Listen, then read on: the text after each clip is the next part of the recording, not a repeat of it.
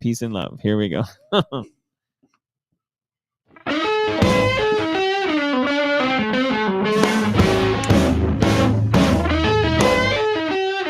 And welcome to Hebsy on Sports, episode number 218. Excuse me, what a way to start the podcast. Clearing his throat. Here in the Little Italy studios. I'm Mark Hebsy along with Toronto Mike. We're very excited today because there's lots to talk about. We're not excited because people have lost their job in the sports media business or a particular team or player is slumping, having a tough time.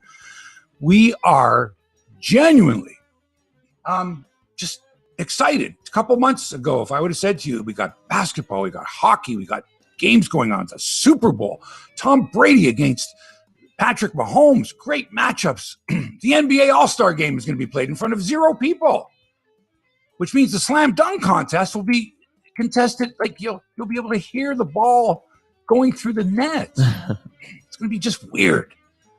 Today on the show, Jason Spezza, 37 years of age, a hat trick last night, the second oldest Leaf in history to record a hat trick.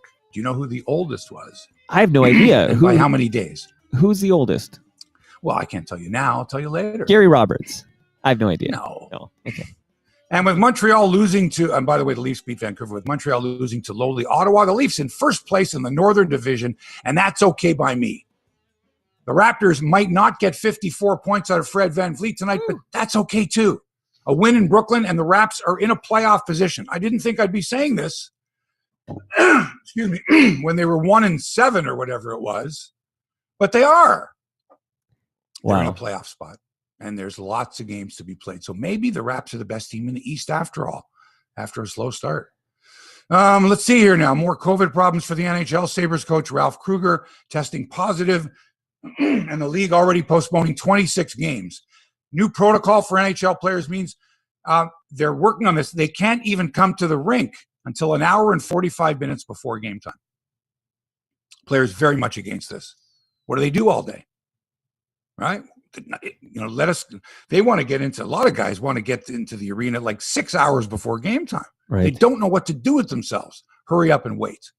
So that's a problem. Look ahead to Sunday's Super Bowl and more. But first, Mike, while I have a little drink here. Oh, yeah, get a drink. Terrible there. People at Bell Media have sent a warning to those in our business. You could be next. You.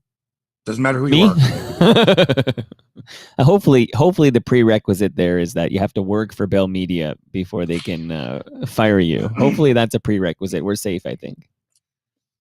Yeah, well, big when news. I say you could be next, I'm talking to in general terms. Big news. That nobody is safe. Because it happened to me 5 years ago.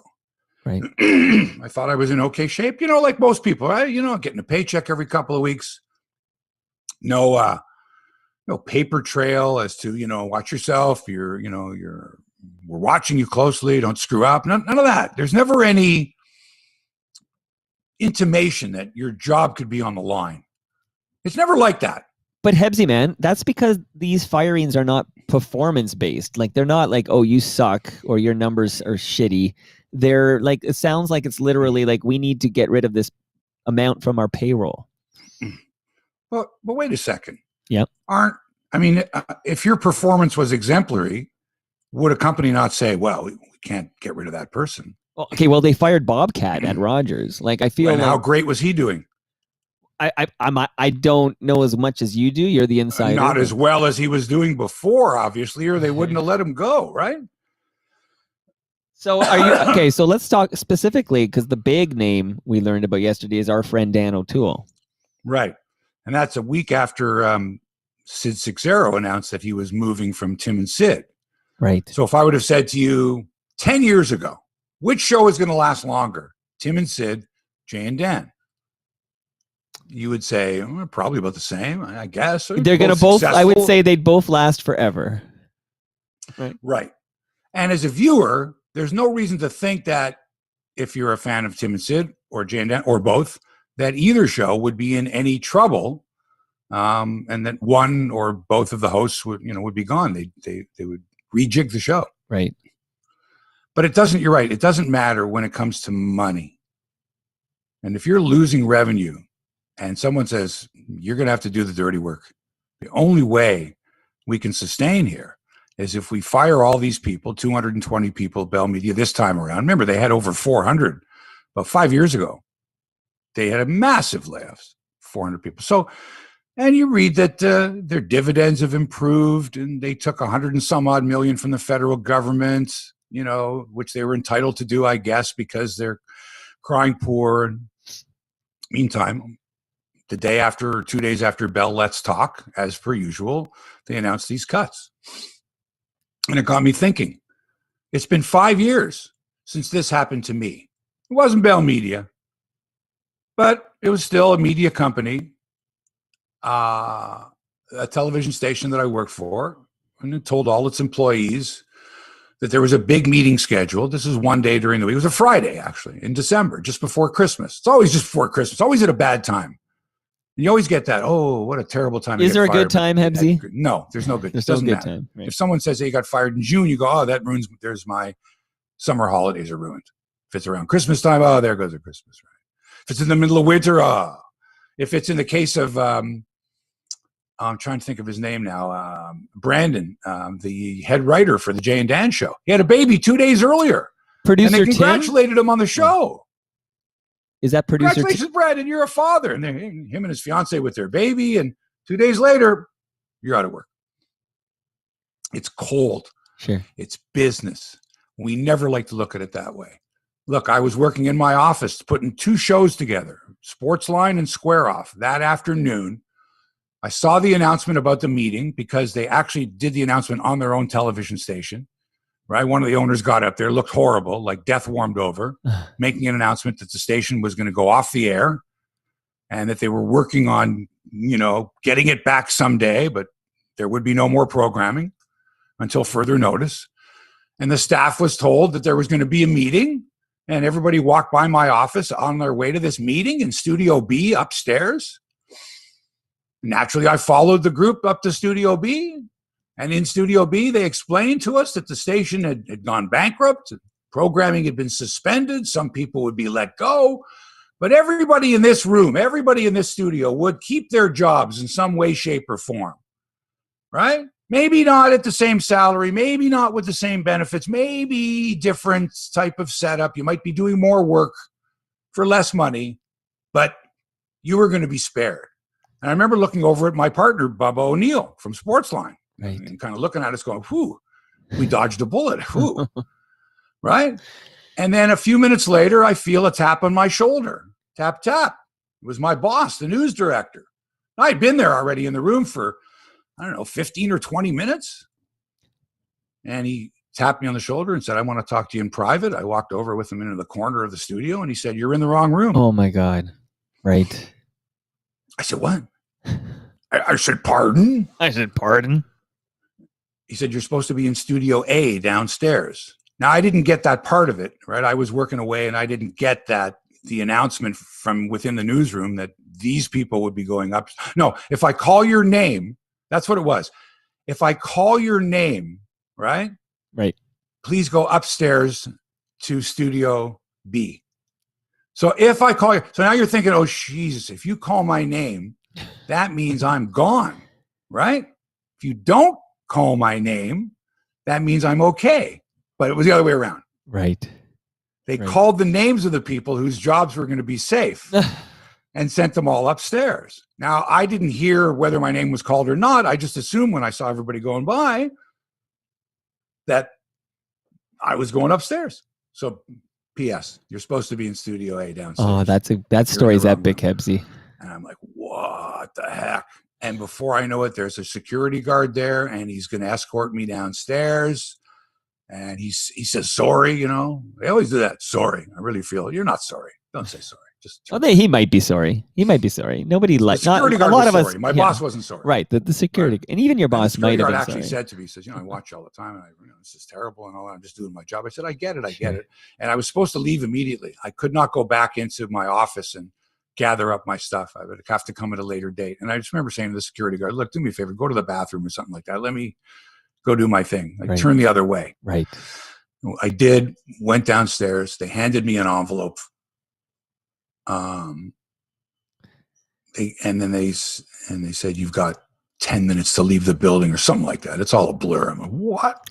And I see all these other people downstairs in the gas chamber because they've all got their envelopes and they're done. Right. And the people I had just left were spared, I guess. And I found out later that they were given 48 hours. This was a Friday afternoon at like 5 o'clock. Mm-hmm. They were given 48 hours to look over some documents, right? No lawyers working on the weekends. And they had until Sunday at 7 p.m. to return these documents with an agreement, like they had signed this agreement or not. And the agreement, basically, depending on the person, was, you're not getting paid the same money and you're going to be working this much more because we've eliminated this many jobs and all that stuff. It was really bad. No, I mean, this story, which I've read about in great detail, to me, it sounds criminal. Like, I'm still surprised there were never any criminal charges. So anyway, the envelope that they gave me contained forms to fill out in order to apply for a government subsidy. If a company goes bankrupt, you can get some money. I don't recall. It wasn't much anyway. And then these other kind of, agreements that they wanted me to sign that were like bullshit. Right. Ridiculous. So, I had been there for 13 years. I expected to get severance. Nothing. Zero. Which you can't do. But if a company is claiming bankruptcy, then you're one of the creditors. You're SOL. Well, that's a bullshit move, though, Hebsy, to declare bankruptcy and then to start a brand new company from the ashes to do the same thing and hire back the same people at half. That's. But they got around it. They got around the laws because the law is this in Canada: you cannot have what's called a successor company. You can't shut one company down and then start another one up doing basically the same thing. It's called a successor company. Right. But there are loopholes in the Canada Labor Code, and these owners were allowed to get away with these things and not have to pay severance and treat people the way they have. And that's 5 years ago now. You know what? I'm glad I'm out of it. Did I see the writing on the wall? No. I was blindsided like most people. Right. I didn't expect it. It was a shock. But now I'm used to it, seeing other companies do the same thing.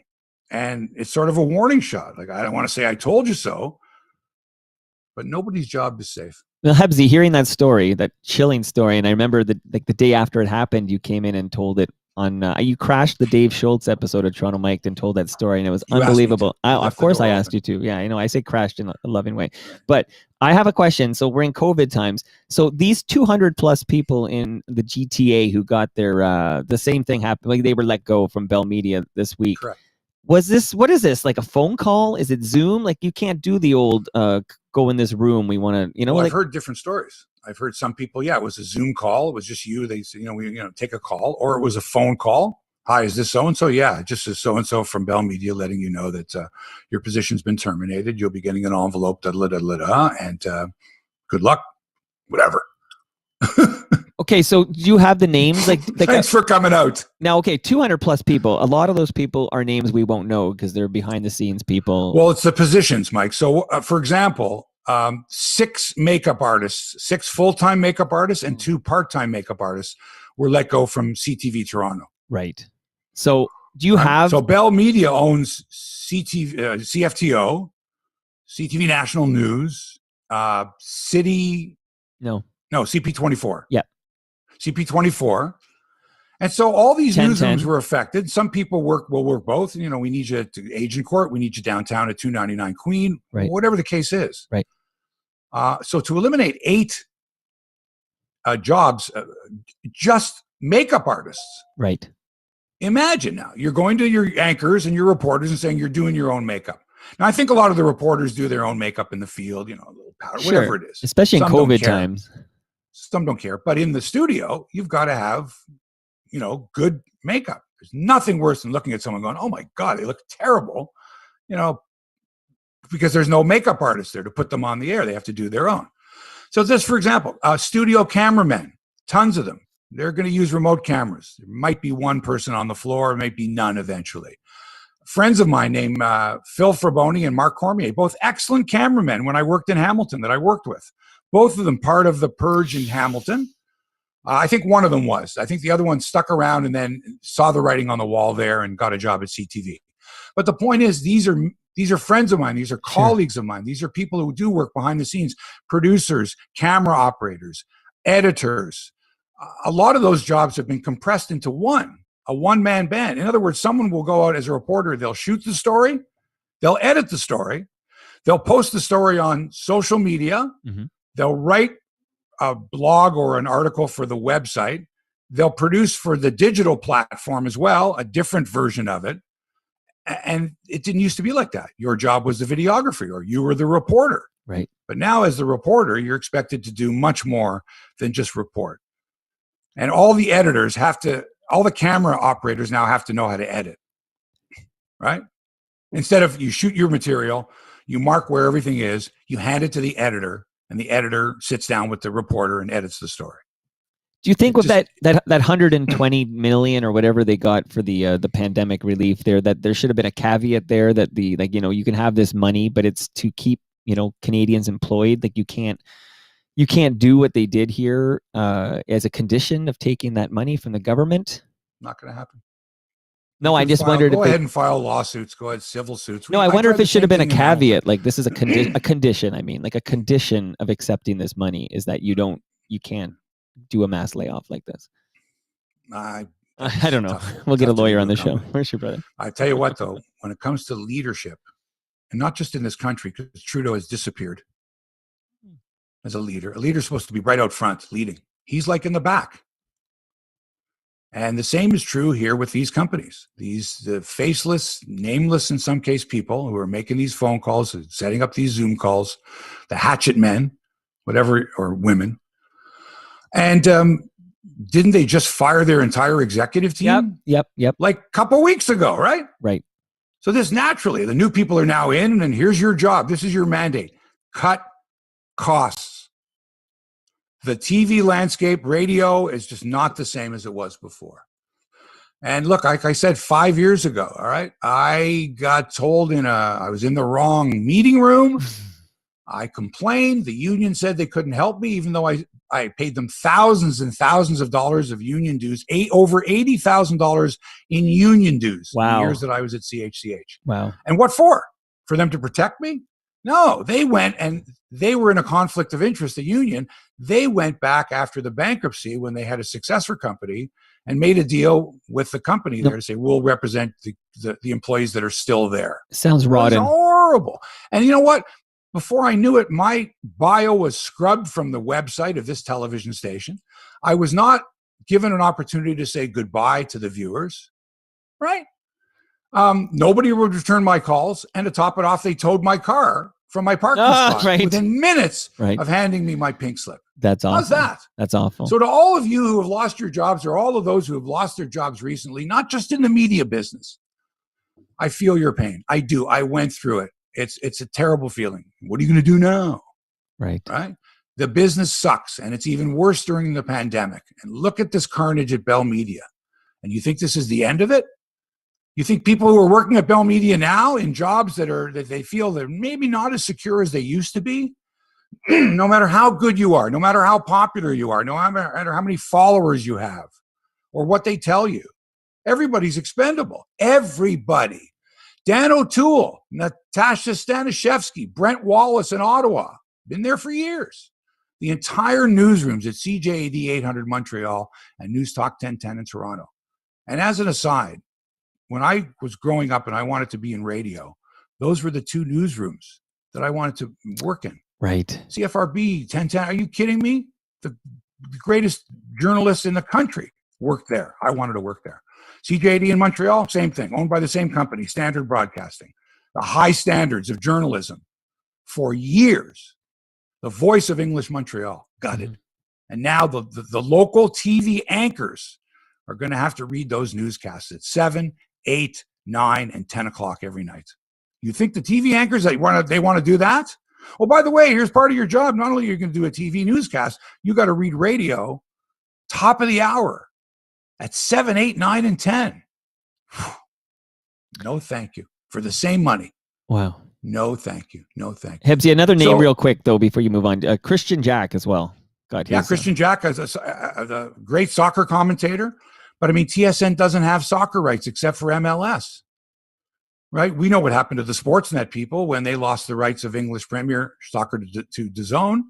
Jerry Dobson, Danny Dichio, who am I forgetting? I'm sorry. Craig Forrest, James Sharman. And so you could see the writing on the wall. None of this surprises me anymore. And what happens is with these people, once they're out of a job and people find out about it on social media, first of all, you find out from the person. You don't. TSN doesn't send a thing out saying, we want to thank Dan O'Toole and Natasha Stanishevsky and Brent Wallace for their fine service. I mean, you might get something like that, but probably not. But what happens is the individual goes on social media and says, I'm out of a job. That's it for me, 30, whatever it is. And what happens is when you see that, you feel compelled to type a little message to them like, oh, that's terrible.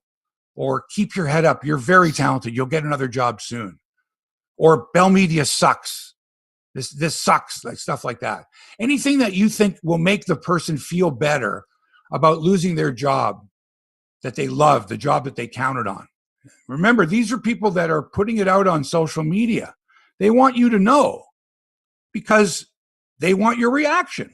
They need to hear from you. This is a time for them to, oh my God, I just got fired. I don't know what I'm going to do. It feels good to have people that follow you to say that you're talented and they feel for you. It's a good feeling. The only problem is, like I said, a guy like Brandon Halloran, the head writer for Jay and Dan, they celebrate him on the show. Here's your baby. He's really happy. And then 2 days later, he gets a Zoom call. So may I ask? You're no longer employed. So this Brandon fellow, he's producer Tim? Like, is there? No. Who's producer He's the Tim? head writer. Oh, he's the head writer. Okay. He's the head writer. And you've seen him on the show. He does little bits and stuff like that Okay. where he's out in the field. I believe he was with them also in California. Okay, gotcha. As the head writer of he's the head writer of the Jay and Dan show. You know who the head writer of Sportsline used to be? Whoever was writing the story. Right, There's no head writer. Right. But that's a show. That's got bits. Right. That's got a big production budget, or it did anyway. 2 anchors, producer Tim, head writer. Well, there's 4 full-timers right there that are paying some pretty good money, aren't you? I don't know. Whew. So this is interesting to me that Jay and Dan has been broken up right on the heels of us getting the news that Tim and Sid were breaking up. Like, to me, like you said off the top, like, it's kind of wild that these 2 news stories happen like within like days of each other, or at least a week or so. So basically the future landscape of sports media, and I think we talked about this, but Tim and Sid will be broken up, and Jay and Dan are already broken up because right. Dan's done his last Sports Center. Right. So and many of these people will not be coming back to this business because there are no opportunities. You can't just go over to that place and get a job there because that place is cutting as well.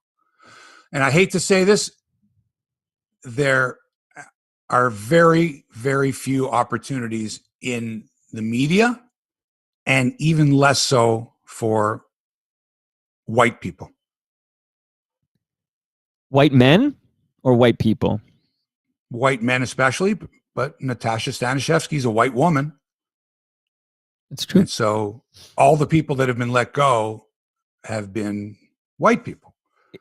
Okay, is that a result of media companies trying to diversify their on-screen really trying hard to the point where there might be people in positions that they don't deserve to be in, but had acceded to that position because of the current landscape. Am I a racist for saying that? No, it's the way it is. Just all you have to do is take a look at just the number of people that have been let go. They have not been people of color, persons of color, and very few of them have been women. I think Ashley Docking and Natasha Stanishevsky are the only 2 women that I can think of that are in media. You mentioned Caroline Shved a while ago. Yeah, but she positioned it like, I don't know whether she was fired. I'm talking about people that were on the air, right. With a fair regularity. No, I hear you here. That, it's all been white men. Sid Seixeiro is a white man. Yeah, but it might be even positioned as a promotion of sorts, possibly, the Sid Seixeiro. Like, he was not fired. He's going to move to breakfast television. I will tell you this, that the replacement for Dan O'Toole and the replacement for Sid Seixeiro will not be a white man in either case. Okay? It's got nothing has to do with whether Sid was good or not, whether Dan was good or not. Mm-hmm. Was the opportunity for the company to say, we have to make changes. So in order to make changes, we're going to have to eliminate a white person and replace that white person with someone of color if we're going to go forward with this. It's not a forward move in media to replace a white person with another white person if their partner is also white. Okay, so let me ask you this. This is the question that listeners are hoping Hebsy will answer. Why did they break up Jay and Dan? The listeners are wondering, aren't Jay and Dan a big fucking deal in this country? Oh, I don't know. I mean, is the answer Apparently clearly not? Yeah, well, that would be like saying Bob McCallum, wasn't he a fixture in this country? Why did they let him go? So do you think if Dan, let's say, I'm going to just spitball here with no knowledge of anything, so speculation here, but if, as I usually do, yes, but if Dan O'Toole is making, and of course I'm making this up because he's making much more than this, but if Dan O'Toole is making $80,000 a year, is he still employed by Bell Media? Like, is this just simply a fact that he's making six figures, well into the six figures?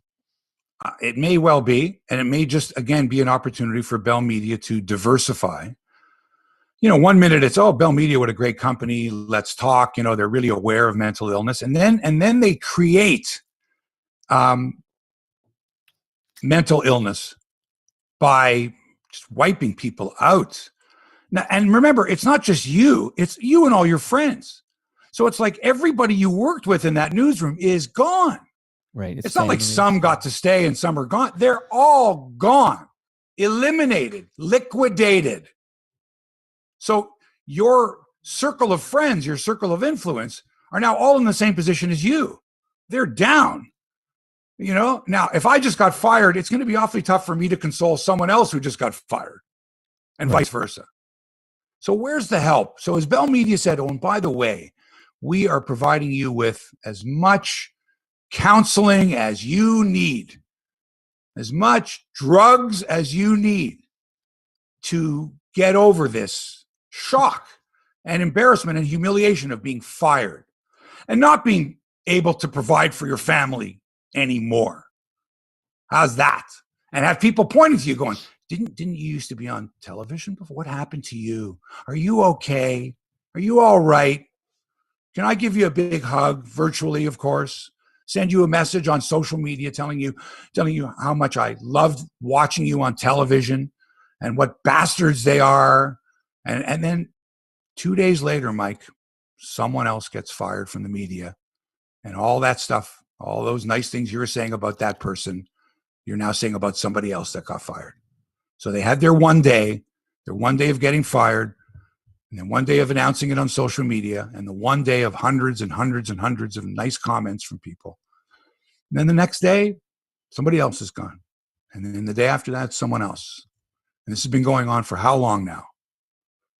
Remember the outrage when Don Cherry was fired, when Bob McCallum was fired, when Jerry Howarth was gone, Mike Wilner was gone, when your favorite sportscaster, whatever, newscaster, newspaper writer, columnist announced that they weren't going to be doing that anymore. You had Paul Hunter and Mary Ormsby on, two excellent writers for years for the Toronto Star, years, husband and wife. They made their announcement individually and collectively. They did a couple of interviews, and now they're enjoying retirement. Not that easy for everybody. For the record, they did well financially, that they're protected that way. But a lot of these people who are let go are not in a position where they can retire, and are not in a position where they can turn around and get another job in media, which is their area of expertise. It doesn't exist anymore. But there's a lot of people who maybe you did this. I don't know. You were a coal miner or something, and now you need to sort of retrain and sort of pivot and learn a new skill set or take. Right. Like this happens all over the place. Stormin Norman is a security guard now, as is Scott Ferguson, and of course, the who's the fan? The fan 590 Leaf beat reporter Howard Berger. Howard Berger now works at a funeral home. Mm-hmm. So this is That's right. happening all over the place because You have to they reinvent yourself. right. And the other thing is that by now, if you worked in the media, you had to have been looking over your shoulder. I don't care who you were. You could not expect that your job was safe. You're good. Right. Unless you had an airtight long-term contract, which not too many people have in this business, in this country, Right. for sure.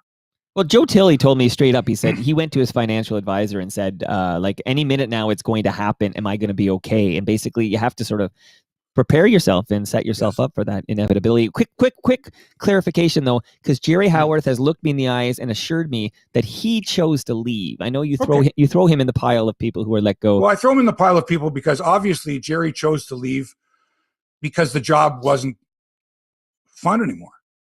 And perhaps they might have put pressure on him. They wanted him to do more work or whatever the case was. Just to give him the benefit of the doubt, he said. I'm just saying, and he might have said, you know what, I have enough money. I'm going to be okay. I'll miss it, but I don't want to work under those circumstances. And a lot of times that's the case, Mike.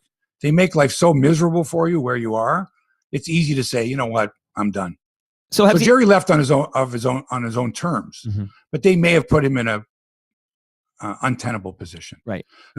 And he gets to say goodbye, unlike Dan O'Toole does not get to say goodbye because he found out after his last show, and then Jerry got to say goodbye, as did McCowan, for the record. But Natasha, can I ask you, because we've talked a lot about Dan O'Toole here because we're both friendly with Dan. But Natasha, so she's just caught up in the numbers game. Like, we need to shed some salary. Like, because that would surprise me. You have to ask yourself, what was her position there? Was she a regular anchor? Was she on every night? I don't actually know. You have to tell me. I don't believe so. And I think there's a lot of people at Sportsnet and TSN, for example, that weren't on all the time. That, like, were they earning their salary? Were they paid on a monthly basis to do X number of events or X number of shows? Were they on, or were they on a regular basis? They were anchoring a particular show on a regular basis. And as far as I know, Natasha was not anchoring a show on a regular. I don't know if she was on the 2 a.m. SportsCenter show all the time. I don't know what changes they made. So obviously they said, well, we have to let some people go. But Natasha, to me, was a presenter. She wasn't a reporter. She didn't sit on the desk. She didn't do the desk, on panel shows and stuff like that. So I think she was limited in what she offered TSN. She was a good reader, I guess, and filled in a few times on Jane Dan and did some commercials and stuff like that. I know she had an agent and she did a lot of gigs. She had gigs. But obviously TSN looked at their roster and said, well, we can't afford to keep everybody. So they let her go. It's awful times, Hebsy, but it's as a consumer of sports media and all media in this country, we just have to get used to this because these waves are going to happen multiple times a year and they'll take turns. This is Bell Media's week, and then Rogers will have a week, and then maybe Chorus will have a week. CBC may have to make cuts depending on what happens with their funding, etc. But Chorus, so it's just one of those things where you. I mean, what happens when they postpone the Olympics again? What happens at CBC with the Olympics? They were all going to go. They had crews, they had producers, they had researchers. They're doing all this. They're probably pre-packaging tons of stuff for the Olympics. Probably stuff that was packaged last year when they thought it might happen in 2020. Sure. What happens with all that? What happens with the Tokyo logo? Because that 2020 logo was perfect. Remember, it was 2020 with the red sun. Yeah. Yeah. It was perfect. So here's one thing I learned, Mike, a long time ago in the media business. It never ends well. It just doesn't. Nobody goes out on their own terms. We all think we can work until we don't want to work anymore. And that's the furthest thing from reality today. And anyone that's working today, right now, if they don't have their options open, if they don't say, if I get fired today, I can do this, or I want to do that, or I'm going to go back to school, or whatever it is, then you're being foolish. Unless you're independently wealthy and you've got a solid portfolio, you had better be prepared for the day, the inevitability of death. I knew you were going to say that. The inevitability that you're going to get a tap on the shoulder, a phone call, a text, an email, probably not someone coming and going, hey, let's go for lunch. Come on, have a couple of drinks, and then I'll lay it on you that you're not with us anymore while I hand you an envelope with a year and a half severance or whatever and send you on your way. So these familiar members of the media, they post their thoughts, they thank their friends and colleagues, and they feel compelled to thank the company that just gassed them. Not always. For giving them the opportunity in the first place, which is so suckholey. I hate it. They just fired you. And now you're like, oh, if I don't say anything bad about them, maybe they'll rehire me down the road, when you really want to say, these bastards screwed my life. And sometimes the company will issue a press release. We appreciate so-and-so's contribution and wish them success in the future. And then the responses start coming in fast and furious, people expressing outrage, shock, they did that for sadness. Mike, it's almost like everyone is your friend on the day you're fired, and then the next day they've all forgotten about you because they want to go console somebody else. CJD in Montreal, Bell-owned station, gutted their newsroom. Their top-of-the-hour newscasts now are being read by anchors. Same thing in Toronto. News Talk 1010, gone. Barb DiGiulio's show, Nightside, gone. Jim Richards still there? This is interesting. He's definitely lost his midday show. Possibly they'll try to get him to do it like an overnight show, but at this moment he's not there. Now that's another thing. How do you go from being a top anchor or having a top show in a great time slot, and they say to you, you're doing the graveyard shift now or the weekends now? There are did no that more. With Ted Wallachin, didn't they? His show's gone too. Yeah, Ted was the morning man there for years. Yes, he was. And then he's like on the weekends. Yeah, with our buddy Bill King. Yeah, with Bill King. And it was a good show. I was on that show. Right. But it's almost as if they're saying, look, we're just going to we're going to plug in syndicated programming. We're going to get other people from Bell Media who are already working in other media to do these jobs as well. And eventually it's going to be two people doing everything at CTV, all media, morning and afternoon shows on radio, anchoring on TV, reporting, editing. It's going to be two people. And they're going to both burn out within 12 to 18 months. It'll be us. Some serious mental illness. Right. And they'll just replace them with two other people who will burn out. That's what's going to happen.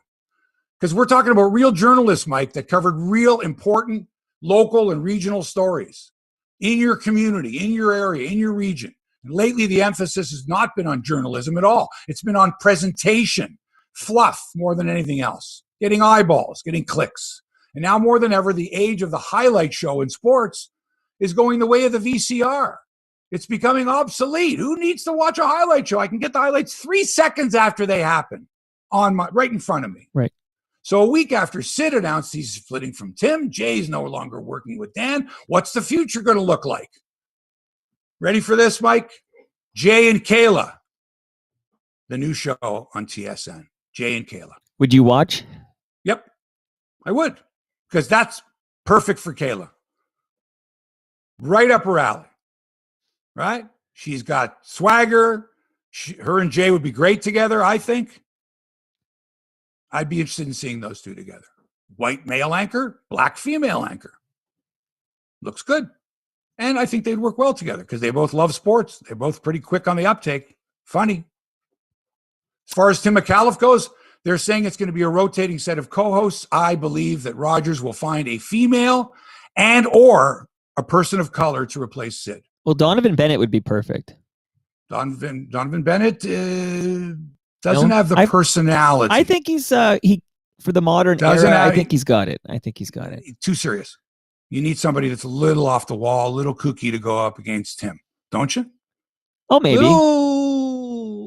Donovan's too much like Tim. Straight man. That's just my opinion. How about the Leafs? Well, all this is going on. A 7-3 pasting of Vancouver. They're back in first place by the North. They are better than Montreal because Montreal lost to Ottawa 3-2 last night. Only Ottawa's second win of the year. Their first win of the year, of course, was against Toronto. So Leafs Habs. Do you see a playoff series between Toronto and Montreal this year? I do. It's going to be great. I'm telling you right now, already the chirping has begun between Leaf fans and Hab fans. Like, hey, we're on equal footing now. Hey, all those years, let's go. Roll up the sleeves. Okay? You and me. Let's dance. Toronto, Montreal. Let's dance. And the Leafs, led by 37-year-old Jason Spezza, who notched a hat trick and won every important face-off that he was asked to take by Coach Sheldon Keefe. Wow. This is the same guy who was sat out by Mike Babcock on opening night last year with his family in the stands. You know that Babcock would have benched him after he scored 2 goals last night. Didn't want him to get a hat trick. Babcock, that's enough for you, Spencer. Babcock, that prick. You're totally right. Okay? So he's the second oldest Leaf to score 3 goals in a game. I've been thinking about this because I knew it was coming. My guess is Matt Sundin. Red Kelly. Oh, okay. 37 years and 255 days old when he scored a hat trick for the Leafs in a 10-1 victory over the Rangers in 1965. Wow. 37 years, 255 days. Jason Spezza was 37 years and 236 days old yesterday. So he still has a chance this year to break the record, to be the oldest Leaf if he can get another hat trick, as long as he waits another 19 days before he does it. He waits 19 more days, he will be the oldest Leaf to score a hat trick. I just thought I'd put that in. I love Austin that stuff. Matthews Yeah. had a pair of goals. Beauties. John Tavares and Mitch Marner potted singles. 7-3. The Leafs win. Vancouver held to just 19 shots on goal by that smothering Leaf defense. Freddie Anderson turned aside 34 of 37 shots for the win. You know, I'd like to see Sheldon Keefe give Freddie a bit of a breather, bit of a blow. He's played almost every game. Michael Hutchison's the goalie, backup goalie now. You can afford to put him in there because even if he doesn't play well, the Leafs can win 5-4, 6-5, 7-6. They're going to outscore the opponent on most nights. Short season, though. 56 games or something. So maybe that's... Even so. But I want to say on that point of Austin Matthews, because I had Rick Vibe on the program like last week or maybe 2 weeks ago, and we were talking about he's still got the record 54 goals, and we were talking about how Austin probably maybe could have got it, but then the COVID hit last year, and he might not get it this year because it's a shortened season. Can you imagine if we were playing 82 games this season, Austin would for sure beat the Rick Vibe franchise record? Means nothing though. Doesn't mean it means as much as what we're going to talk about in a minute with Fred VanVleet. Like this is the fun stuff fans have fun with. Right. So, it does, but it's great to have a milestone. It's wonderful for that individual for a while, but in the grand scheme of things, it doesn't mean anything. It doesn't.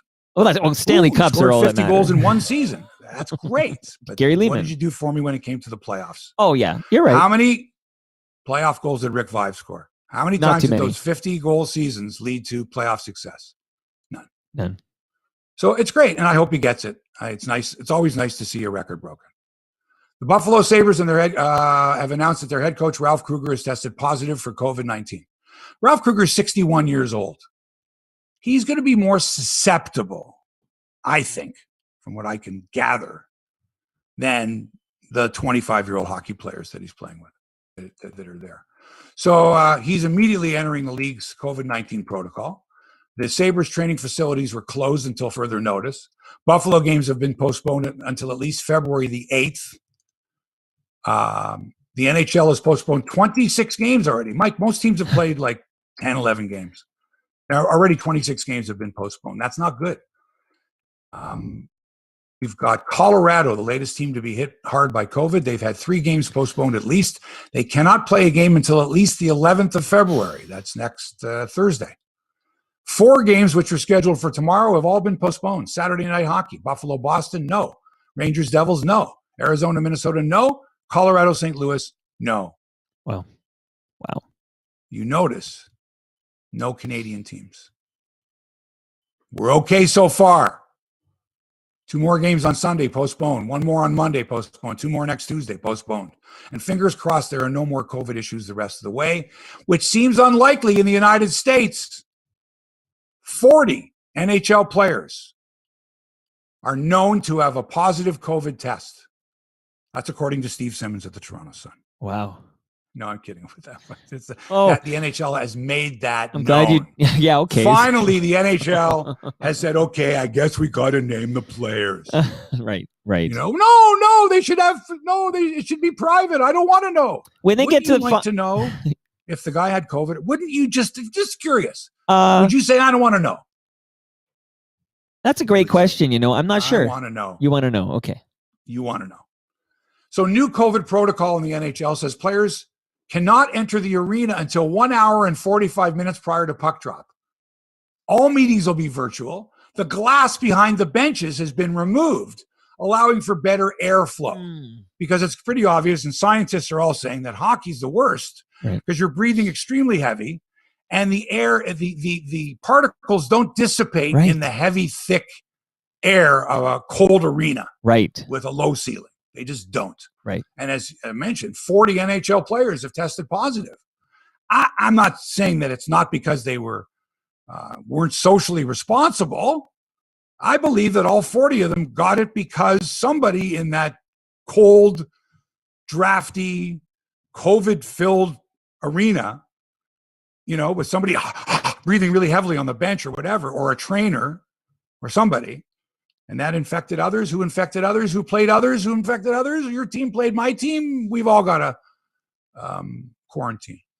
So this hour 45 rule, people are pissed. The players are like, nah, man, you can't do that to us. What are we going to do all day? Players are used to getting to the arena early, 3 hours before the game, sometimes more, just so they can tape their sticks and walk around in their underwear and get prepared mentally and stretch for the game.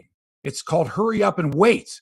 These guys can't sit around in their hotel rooms until 4 o'clock in the afternoon. When I say later than that, if the game's at 7 or 45, that's 5:15. They can't come to the arena till 5:15. Nah, not going to happen. Plus, most hotels, if you're checking out that day, you got to be out. You got to be out of the hotel by a certain hour, don't you? They negotiate a special favor. They probably do. So anyway, the NHL, so they got, they're making up new COVID rules as they go along. Let's take the glass out from behind the bench, right? Let's, ensure as much as we can that nobody's spreading this. So let's postpone games. They already said that there's a week during the course of the season where they can make up those games. But I think at the end of the year, you're going to have teams playing different numbers of games, and the NHL is going to have to go by a winning percentage. Right. Some formula. It's yeah. Nuts. When you get to the final 4 teams, they've got to bubble up, man. Got to get the final 4 got to bubble up in Canada. I agree. Maybe, in Canada. Yeah. Maybe in Edmonton or something.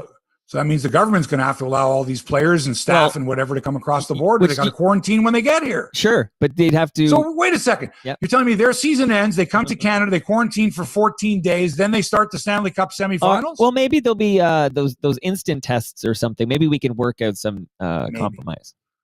Maybe there's a pill that'll solve everything, but maybe not.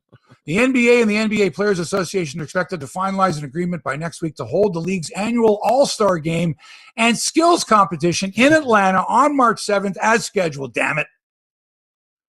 Right. The league had already set aside March 5th to 10th as the All-Star break, but previously did not plan to hold an actual game. LeBron James, for one, doesn't like the idea, says, I'm hoping for a 5-day vacation rather than having to play in front of no fans. So what's the reasoning? LeBron, and while you're at it, do you want to join the slam dunk contest with no fans? Is this all like a made-for-TV event, or is this for corporate sponsors? What's the deal here? Like it. Oh, obviously you got sponsors, right? Right, of course, lots of sponsors. So, and what do? You do make goods to all the sponsors, and remember, those are in-arena sponsors. Right. Those are TV sponsors. The show must go on. Right. What do you schedule? If you're going to have no basketball for 5 days, people are going to start paying more attention to other sports or whatever. It definitely seems like the an unnecessary risk that could compromise, much bigger dollars at stake. Like, to me, it seems like. Well, what's the risk? You're already playing basketball. Why not? But you're intermixing like players from multiple teams intermixing closely that. It just seems like another team. You're mixing players from. I know, but that's one team and one team. Now what you've done is you've taken somebody from dozens of teams and put them together, which to me sounds like a dangerous maneuver. How many guys are going to take a pass in the All-Star game, and will the NBA fine players for not going? Yeah, great questions. Great question. In other NBA scheduling news, the same story, the ESPN story that I just mentioned there, I have to give them credit, said that the NBA plans to release the schedule for the second half of its regular season in the next 2 to 3 weeks. So far, Mike, the league has only set up a schedule through March the 4th because of how many games have been postponed. What else is going on? How do we schedule the second half so that teams can play safely? Right. What if they have to have a bubble? So they're going to make this determination in the next 2 to 3 weeks. So the schedule is set through to March the 4th. The Raptors are in Brooklyn tonight. No OG Anunoby. But I wonder if Freddie Van Vliet still has a hot hand. I mean, the guy had 54 the other night. Just give him the ball. Keep shooting until you go cold. That's what I say. Unbelievable. Like that is first of all, it's the NBA record for most points in a game by an undrafted player. I know you think those are useless trivia facts, but those are the fun ones. I think that's a good one. Okay. Because it just goes to show you, it would be like saying, what's the most goals in a game by an NHL undrafted player? I mean, same kind of thing. Wow, nobody drafted you and you're that good at this level. Was unexpected. And a franchise record. So if I was to say to you, pick an undrafted player in any sport, right, and tell me that he's going to set a team record for most points or goals or Mike Ridley touchdowns or whatever it is. Mike Ridley, undrafted, University of Manitoba. Right. I'm trying to think of great undrafted players. But this is 454 because this is my 6-year-old's favorite player is Fred Van Vliet, and he's got this shirt. And he was he didn't get to watch the game. I told him the next morning, but he was very excited. And I just want to say, I was at Vince Carter's 51 game and I was at T-Mac's 51 game, but I missed the 52 by DeRozan. And I think Fred Van Vliet with 54. That's quite the accomplishment for the young man. Love this guy. It is, definitely. And it goes to show you that if they were to trade Kyle Lowry, you could lean pretty heavily on Fred Van Vliet as your number one guard and not be that bad a team.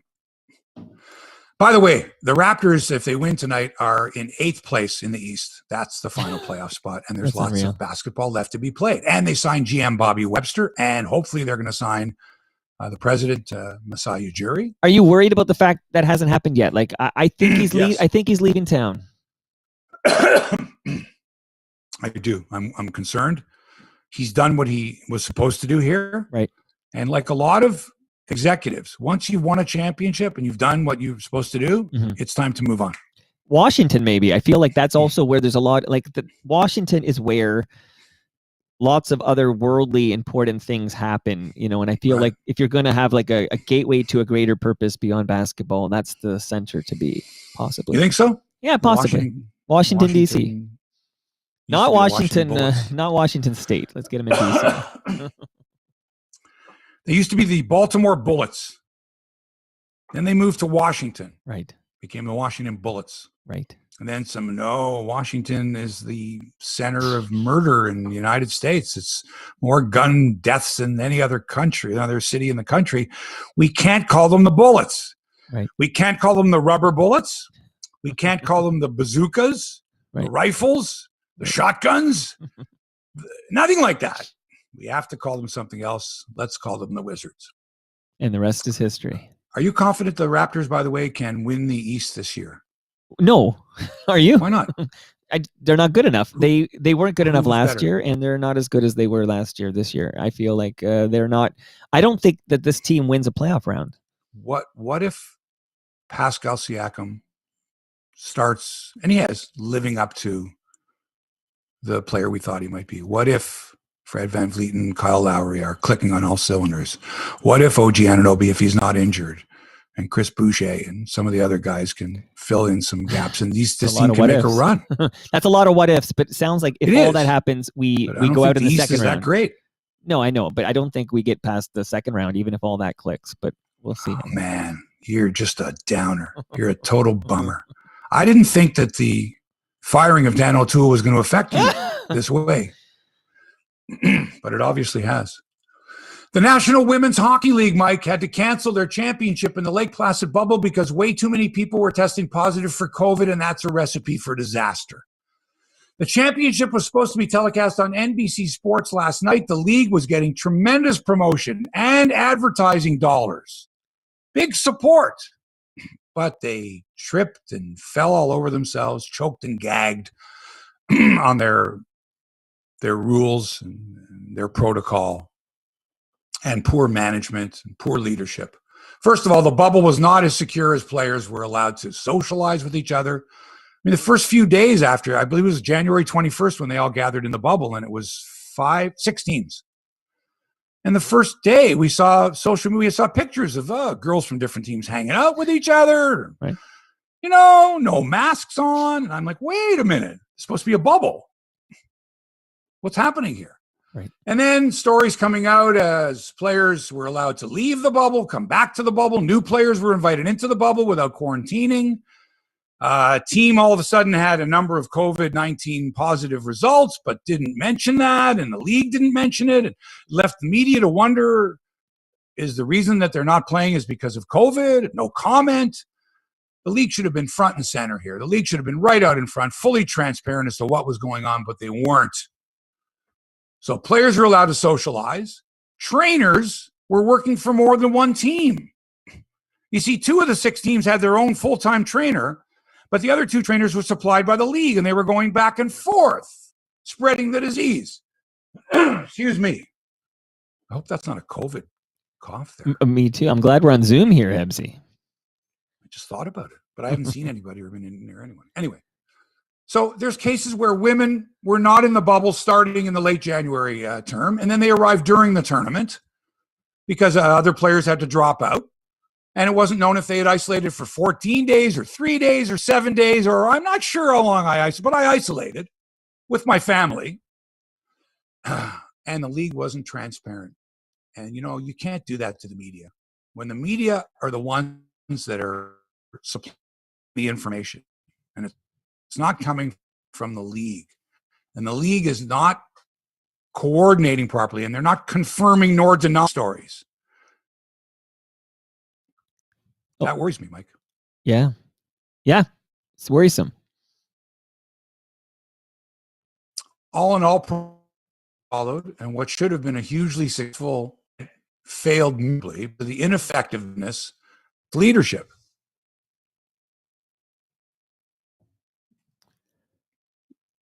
You were breaking. Too bad. You okay there, buddy? Yeah, I know you were breaking up a little bit, but you're back. A little bit of internet bubble gurgle there, but you're back.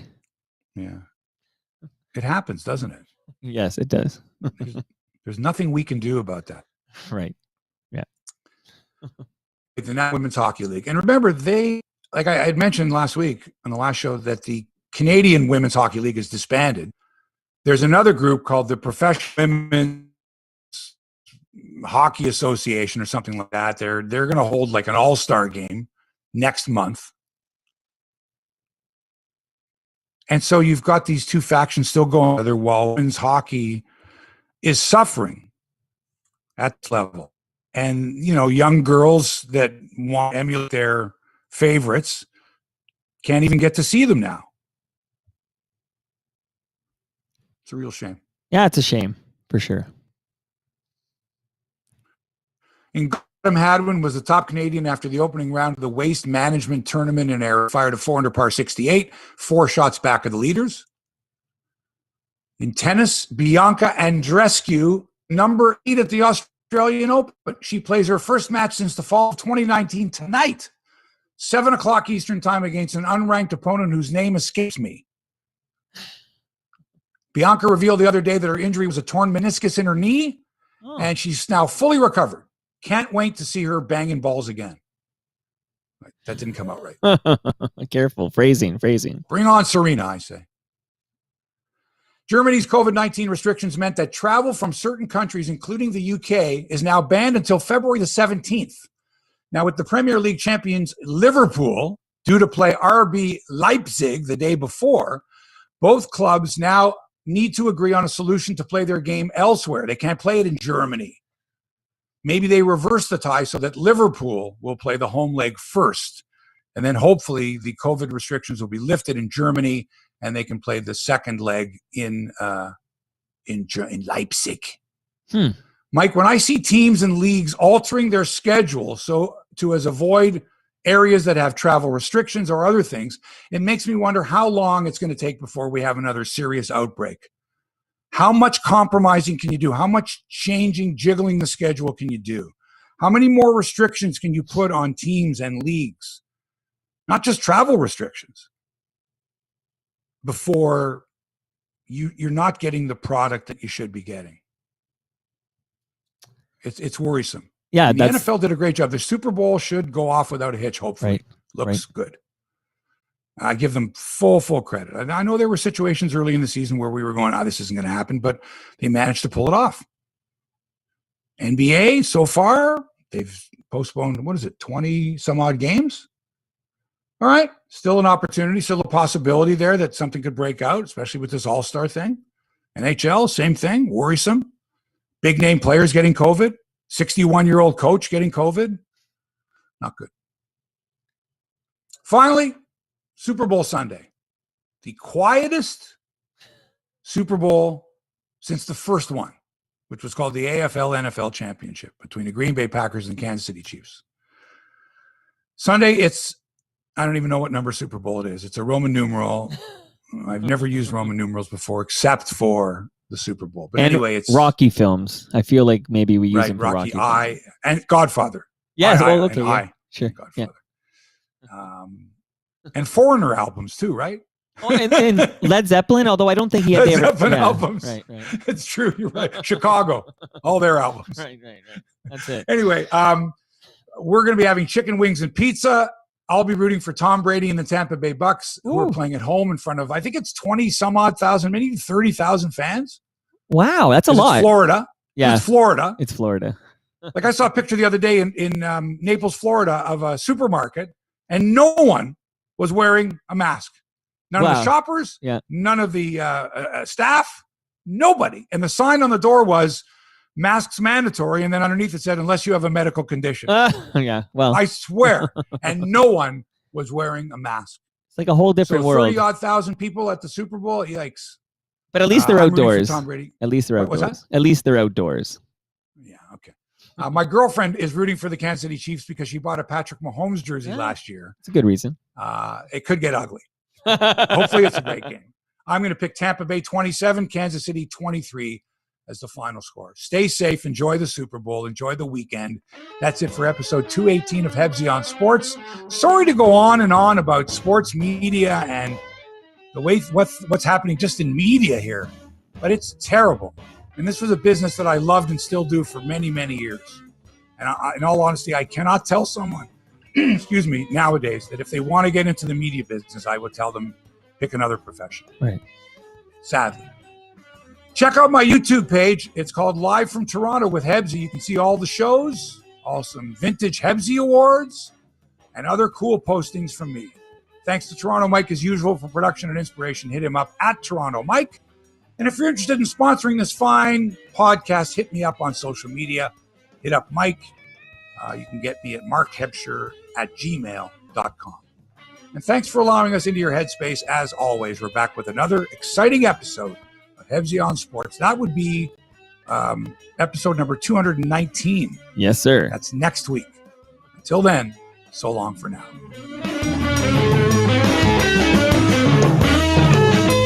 This podcast has been produced by TMDS and accelerated by Roam Phone. Roam Phone brings you the most reliable virtual phone service to run your business and protect your home number from unwanted calls. Visit roamphone.ca to get started. Okay, uno momento. I'm just going to turn off the live stream. Hey, I know